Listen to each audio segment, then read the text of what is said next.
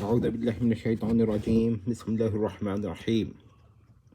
محترم مکرمی مرزا جہلمی نے یہ تسلیم کیا ہے کہ مولانا مودودی صاحب نے کتبات ثلاثہ کی جو روایت آتی ہے حضرت ابراہیم علیہ السلام کی جانب جو منسوب کتبات ثلاثہ ہیں ان کی وہ تعویل کرتے ہیں۔ اب وہ تعویل عام کرتے ہیں یا تعویل خاص، مگر تعویل کرتے ہیں۔ تو اب سوال یہ پیدا ہوتا ہے کہ اگر اس روایت کی وہ تعویل کرتے ہیں تو پھر وہ بخاری شریف کی روایت 2812 کی کیوں نہیں تعویل کرتے؟ اگرچہ ہمارے نزدیک بخاری شریف کی روایت 2812 کی تعویل کی کوئی ضرورت نہیں ہے، ہم تو ظاہر پر لیتے ہیں اور کہتے ہیں کہ جو جہنم کی طرف دعوت دیتا ہے اس کا نہ جہنم میں جانا لازم آتا ہے اور نہ اس کا جہنم میں جانے کا استحقاق لازم آتا ہے۔ تو ہم تو یہ دونوں باتوں کا انکار کرتے ہیں، لیکن چونکہ جہلمی صاحب کے نزدیک الیاذ باللہ ان میں سے ایک بات ضرور لازم آتی ہے، تبھی وہ بار بار اس روایت کا ذکر کرتے ہیں، تو پھر وہ تعویل کریں۔ اور ثبوت کے طور پر ہم یہ کہیں گے کہ جب آپ کتبات ثلاثہ کی روایت کی تعویل کر سکتے ہیں تو اس کی کیوں نہیں کر سکتے؟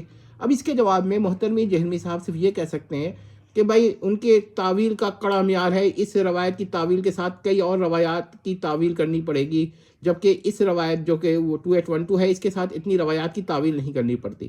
ہم یہ کہتے ہیں نہیں، ایسا نہیں ہے، ایسا یہ قاعدہ آپ کا اپنا ذاتی بنایا ہوا ہے، ہمارے وہاں یہ قاعدہ نہیں ہے، اور آپ اپنے قواعد سے صحابہ پہ اعتراض نہیں کر سکتے، ہم یہ نہیں مانتے۔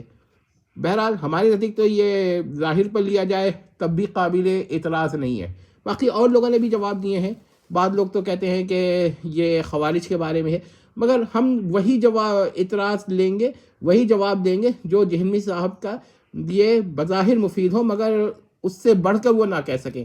ظاہر ہے کہ ہم نے تو لزوم کا ہی انکار کر دیا ہے کہ جہنم کی طرف دعوت دینے سے جہنم میں نہ جانا لازم آتا ہے اور نہ جانے کا استحقاق لازم آتا ہے۔ تو استدلالی ختم ہو گیا جہلمی صاحب کا، ساری ان کی کوشش باطل ہو گئی۔ بہرحال اب یہاں پر ہم توریہ اور تقیہ کا فرق بتا دیتے ہیں۔ جہلمی صاحب نے کتبات ثلاثہ کی روایت کو توریہ کا ذکر کیا ہے، مگر یہ بھی کہا ہے کہ یہ جو ہے تقیہ کا بھی ایک لفظ جگہ لفظ وہ بول گئے ہیں۔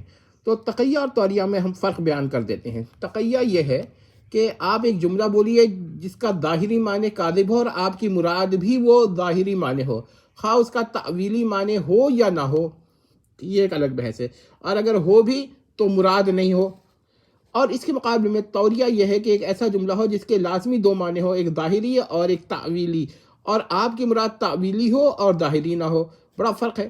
تو جہلمی صاحب کو بھی میں بتا دوں کہ جب آپ کذب سے توریہ مراد لیں گے تو یہ تعویل ہو جائے گی، چاہے آپ مانیں یا نہ مانیں، ٹھیک ہے۔ اب ہم یہ کہتے ہیں کہ آپ کا کیا حق بنتا ہے کہ جب آپ ظاہر پر ہوں تو پھر آپ جہاں چاہتے ہیں ظاہر پر بن جاتے ہیں اور صحابہ پہ اعتراض کرنے لگتے ہیں، اور جہاں چاہتے ہیں آپ تعویلی بن جاتے ہیں۔ ایک اصول رکھیں نا، تو ایک اصول نہیں ہے۔ پھر آپ اگر اپنی طرف سے کوئی قاعدہ بناتے ہیں کہ بھائی اس جگہ میں تعویل کروں گا اور اس جگہ میں ظاہر پہ لوں گا، تو آپ کا قاعدہ ضروری نہیں کہ ہم تسلیم کریں۔ ہم تو دیکھیں گے کہ آپ کا قاعدہ جو ہے اس کا ثبوت کے کوئی ثبوت نہیں ہے آپ کے قاعدے کا۔ ہمارے نزدیک تو یہ ہے ایک ثبوت کہ اگر صحابہ پہ اعتراض آ رہا ہو ظاہری معنوں سے اور تعویلی معنوں سے نہ رہو تو تعویل واجب ہو جاتی ہے، ظاہر سے عدول واجب ہو جاتا ہے۔ تو اگر آپ یہ قاعدہ نہیں مانتے تو یہی تو رافضیت ہے۔ آپ کہیے گا یہ آپ ناسبیت ہے، تو پھر ناسبیت یہ نہیں ہے، ناسبیت کی تعریف پر تو بڑی بحث ہو سکتی ہے۔ تو آپ جو ہیں ایون حتیٰ کہ ہم جن کو غلط سمجھتے ہیں اور جو یزید کو تھوڑی بہت بھی اس کے لیے نرم گوشہ رکھتے ہیں، ان سے بھی ناسبیت نہیں ہوتی، کیونکہ وہ ناسبی حضرات وہ ہوتے ہیں جو حضرت علی کی شان میں گستاخی کر رہے ہیں۔ وہ تو صاف کہہ رہے ہوتے ہیں کہ یزید کو صرف وہ بری مانتے ہیں بعض چیزوں سے جس سے ہم بری نہیں مانتے۔ یعنی ہمارے نزدیک تو اشتر، نخعی اور یزید ایک ہی طرح کے لوگ ہیں نا، تو ہم ان کے لیے کوئی تعظیم نہیں کرتے اور ان سے بحث کرتے ہیں جو یزید کا دفاع کرتے ہیں، ٹھیک ہے۔ لیکن وہ بھی ناسبی کے حکم میں اس طرح نہیں آتے جس طرح جہلمی صاحب لگانا چاہتے ہیں۔ ہاں، جہلمی صاحب رافضی کے حکم میں آ جاتے ہیں۔ تو یہ پوائنٹ نوٹ کر لیں اور یاد رکھیے گا بخاری شریف کی روایت میں تقیہ نہیں توریہ ہے۔ والسلام تمت۔ اور یہ بھی یاد رکھیں کہ تعویل جو ہے کذب سے توریہ مراد لینا تعویل ہے، چاہے جہلمی صاحب کو پسند آئے یا نہ پسند آئے یہ بات۔ والسلام تمت۔